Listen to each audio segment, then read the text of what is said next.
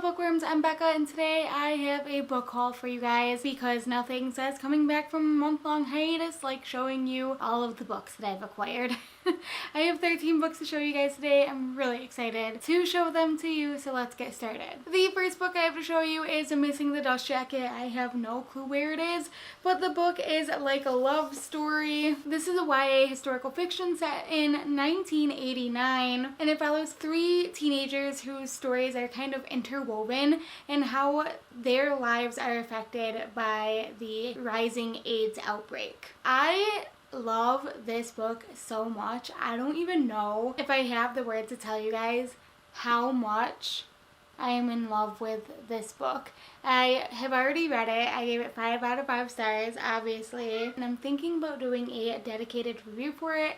So if that's something that you guys would like to see, let me know down below in the comments, and I might do that. The next book I have to show you guys is How the Light Gets In by Katie Upperman. I actually won this book in a Twitter giveaway, which is really exciting because I've never won anything before. So in this book, we follow a teenage girl named Callie who's still coming to grips with the fact that her sister has died.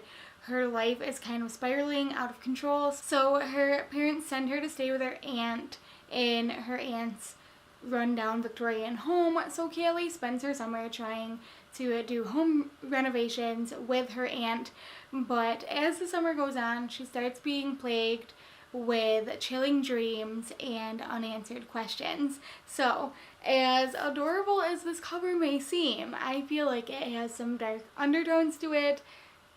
Love that. I have started it. I'm only a couple pages in, but I think that I'm really going to enjoy it. The next book I have to show you is Permanent Record by Mary H.K. Choi, who is the author of Emergency Contact. I still haven't read Emergency Contact. People have a lot of mixed reviews on that book, so I'm really interested to pick it up and see kind of where my feelings fall. This book follows two characters, a boy named Pablo and a girl named Leanna. Pablo doesn't have a lot going for him, but Leanna is an international icon, a ton of social media followers, and basically doesn't even know that Pablo exists, obviously, until the two of them randomly meet at a bodega at 5 a.m. and as they start to kind of discover who they are and who they want to be, they turn to each other for comfort. I mainly picked this up because of the cover, because that's what I do. I just love this cover. It's a clear dust jacket. Take it off. It looks kind of like that. The back looks like this. I love a book with a clear dust jacket. I've gotten a couple in the past. I really like that. I am excited to read it, obviously, but I would like to read Emergency Contact first. Next, I have a book that Josh picked out for me, and it is kind of like a YA thriller. It's called The Creeping, and it's by Alexandra Sarawi, I believe. So the premise of this book is that 11 years ago, Stella and Jeannie disappeared and only Stella returned. So now she is trying to be a regular teenage girl until a fresh corpse turns up that ends up leading Stella down a path of ancient evil and secrets, of course, because you can't have ancient evil without some secrets. So I will probably try to pick it up next month. It seems like an October read. Now I have a couple middle grades and I'm really excited to share with you guys. The first one I picked up is George by Alex Gino.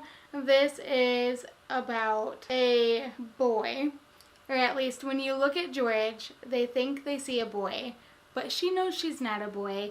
She knows she's a girl, and she wants to be the lead in her school play, Charlotte's Web. So that is coming up with some problems because she looks like a boy. So this is going to be really good. I don't think that I've read a middle grade book with a trans main character yet. Alex, absolutely love this book. So now that I'm getting more into middle grade, I, of course, have to give this one a try. And I was also really lucky to stumble upon another trans middle grade book that is called Zenobia July, and it's by Lisa Bunker. This is actually an ARC, but I found it at a used bookstore. so I'm not really sure how that all works.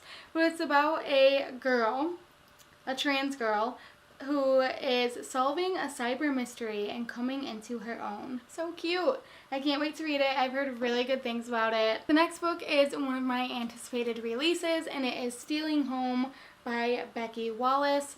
This has to do with baseball, and I just love baseball. I don't know what it is with me in sports books recently, but I've really been getting more into sports books. And this is about a girl named Ryan who has dreams of taking over her family's baseball team and becoming one of the only female general managers in the minor league baseball until she catches feelings for the team's new player, Sawyer. So we'll just see how that all unfolds, I guess. I also picked up Maybe This Time by Casey West. I think that this was on my anticipated releases list as well. And it's basically just a cute romantic comedy about a girl who is working as a flower arranger, so she goes to a lot of wedding events, and she keeps bumping into the son of a local chef. I guess his name is Andrew, and he's really arrogant, but everywhere Sophie turns, Andrew is there. And it's told over the course of a year. It just seems like it's going to be really cute, and I wanted to have it. The next two books are kind of bizarre, but I'm really excited to have them because they have to do with Woodstock, and I don't know if I've ever talked about how much of a freaking hippie I am, but I love Woodstock. I love Woodstock so much. I love the music of Woodstock. I love just everything about Woodstock. So I got a nonfiction, and it is Barefoot Babylon, the creation of the Woodstock Music Festival in 1969. I started diving a little bit into this. This definitely isn't going to be a sit down and read all in one day type book. It's going to be a slowly peruse through it. But I did start reading the first couple pages, and I just got so happy. Like, it's bringing me so much joy. So I'm excited to slowly make my way through this and then let you guys know maybe how I feel about it. I just love it. And then when I was on vacation this summer on Mackinac Island, we went to the little bookstore, and I like to try to get a book from the bookstore every year that we go, and this year I couldn't quite decide on which one I wanted to get until I saw this one. It is called Summer of '69 by Todd Strasser, and it's a YA historical fiction about like growing up during Woodstock. So I'm really excited, and everything that happened in 1969, like the drafts in the Vietnam War and all of those things that happened in history. And it looks like the author drew on his experiences from his teenage years. So it's gonna be good, you guys. I'm really excited about this one. Okay, the next one I have is Impossible Music by Sean Williams, and this is about a boy who's obviously really into music until he has a stroke that completely devastates his hearing, and he tries to go through counseling, but he doesn't want anything to do with deaf culture or sign language or anything until he meets a girl named G who is dealing with her own hearing loss. And Simon decides that he is going to create a concert unlike anything that anyone has ever seen or heard, because the music is going to be silent. And I'm just really interested to see how the story plays out. I'm interested to read from this perspective as well, from a character that wants nothing to do with deaf culture or sign language, but still has to come to terms with his hearing loss. I'm not sure how it's going to work out, but I'm excited to see. Next, I have The Silence Between Us by Allison Gervais, and this is about a teenage girl who is moving across the country right before her senior year and is leaving behind her school for the deaf and going to a hearing school. And it's going to create a lot of struggles because she's never been to a hearing school until the student body president starts learning sign language so that he can converse with her. And that just sounds really sweet, but he doesn't understand deaf culture and why she wouldn't want to get a cochlear implant. So I think it's going to tackle a lot of really important issues that do arise in the deaf and hearing community, and she's going to have to kind of figure out where she fits in. Very cool. And the very last book I have to show with you guys, I'm so pumped to read it. It is Pumpkinheads by Rainbow Rowell and Faith Erin Hicks. And this is about two friends, Josie and Deja. And they have spent every summer working at this pumpkin patch. And so they say goodbye every October 31st, only to be reunited again the following September. But this year they're seniors, and so they're going to go their separate ways. So it's about their last season working in this pumpkin patch together, and I just think that that sounds so amazing, and the art is just absolutely stunning. I flipped through a little bit. It has a cute little map of the pumpkin patch in it.